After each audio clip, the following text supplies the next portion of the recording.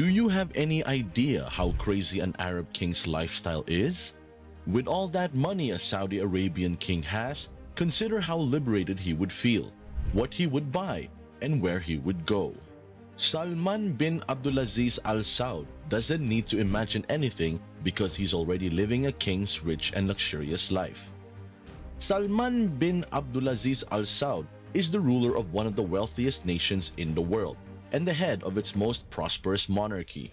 He was born an Arab prince, and believe us when we say we were shocked at how lavish this king's life is.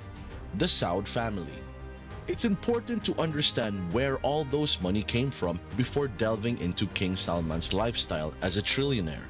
When King Abdullah, the reigning monarch at the time, passed away in 2015, Prince Salman, who was then 79 years old, assumed control of the House of Saud, the Saudi Arabian throne, the oil company Aramco, which accounts for the majority of the family's wealth. The royal family of Saudi Arabia currently controls 98% of Aramco, the second largest crude oil reserve in the world. The Saudi Arabian oil group has made the House of Saud extremely wealthy, with estimates reaching an absurd amount of $1.4 trillion. While about 2,000 royal family members share this endless wealth, King Salman controls it all. And some of the family's properties include the Al-Yamama Palace in Al-Aqiq, the Al-Auja Palace in Ad-Diriyah, and the opulent Erga Palace in central Riyadh. These palaces are the three most fabulous locations the House of Saud has constructed for whoever holds the throne. The Al-Yamama Palace. King Salman bin Abdulaziz's official residence is the uber-lavish Al-Yamama Palace in Al-Aqiq, Riyadh. It functions as the monarch's working palace and royal court. The traditional Arabic design of the palace's exterior, seamlessly incorporating geometric patterns with arched windows, makes it appear elegant. However, King Salman's extravagant taste is most clearly displayed inside the palace. Within the palace are chandeliers, lush carpets, ornate antiques, and gold furnishings that could stand alone as works of art. If you notice, the glinting yellow of the gold is virtually everywhere. When the king wants a more straightforward and secure palace, the Al-Auja Palace is his next stop. The Al-Auja Palace. The Al-Auja Palace boasts of the local Najdi architecture. Despite being less contemporary, it has intricate carvings on its walls and is decorated with black and white pictures of Riyadh. Don't expect as much gold here though, as this palace leans more on exquisite yet subdued craftsmanship. The Erga Palace, on the other hand, serves as another golden palace that matches the luxurious life that the kind is used to. The Erga Palace. The majority of King Salman's diplomatic visits are received at Erga Palace. And how opulent is the palace, you ask? Well, let's just say that the meeting between Barack Obama and the king in 2015 shows a golden tissue dispenser between them.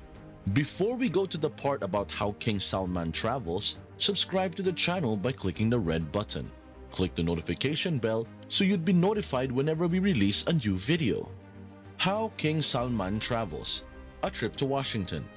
When the king visited Washington, D.C. in 2014, he reserved all 222 rooms at the expensive Four Seasons Hotel. But King Salman outdid himself and had the hotel completely redecorated with, of course, gold. These golden items were flown from Saudi Arabia, replacing everything non-gold from tables to mirrors, lamps to hat racks. Oh, and in order to avoid having to touch the bare ground, the king also directed that all of the carpets in the hotel be changed to red. A trip to Russia. If you thought the 2014 trip was excessive, the king's 2017 trip would blow your mind. King Salman traveled on several diplomatic missions, and every trip was an act of extravagant luxury, as was to be expected. Staggering sums of money were spent. The king traveled to Russia with his own carpets, furniture, and an entourage of just 1,500 people. No biggie. And with that many people, King Salman also had nearly 2,000 pounds of food flown over. Nevertheless, King Salman's golden escalator which he used to exit his plane, stole the show. The royal escalator became stuck halfway down His Majesty's descent because gold is not a suitable metal for mechanical moving parts. So, he needed to disembark like how we, the commoners, do it, by walking down.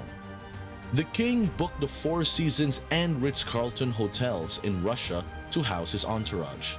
And to make this possible, these opulent hotels were compelled to cancel reservations and temporarily move out long-term residents.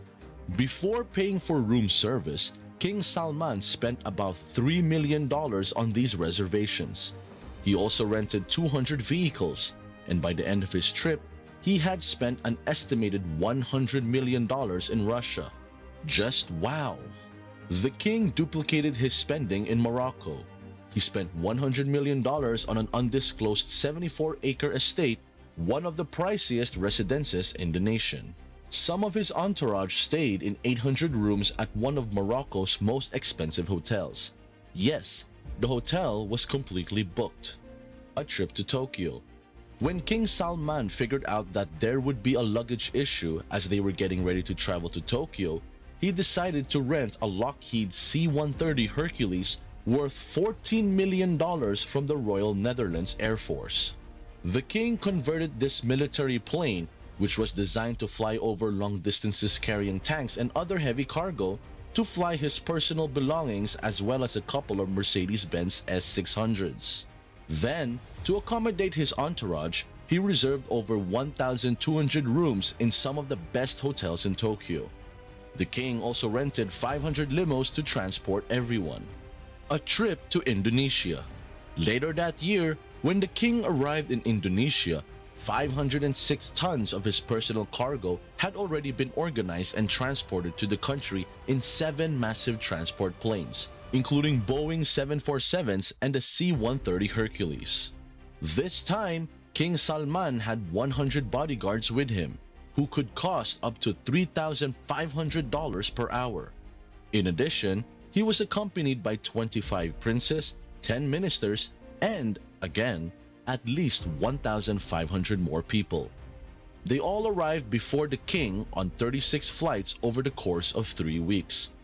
Unsurprisingly, His Majesty had particular luxurious requirements, just like in every other nation he had visited.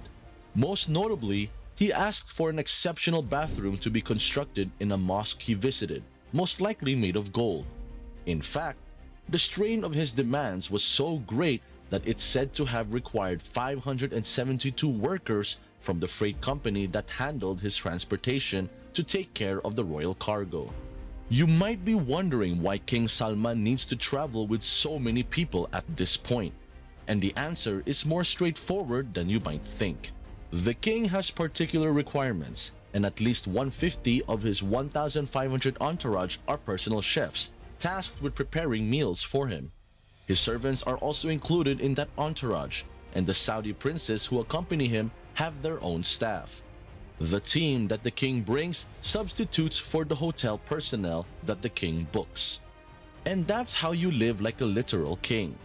Want to watch more luxurious lifestyles? Check out more of our videos on the channel. See you in our next video, and always remember, Invictus Luxury, for people who want more.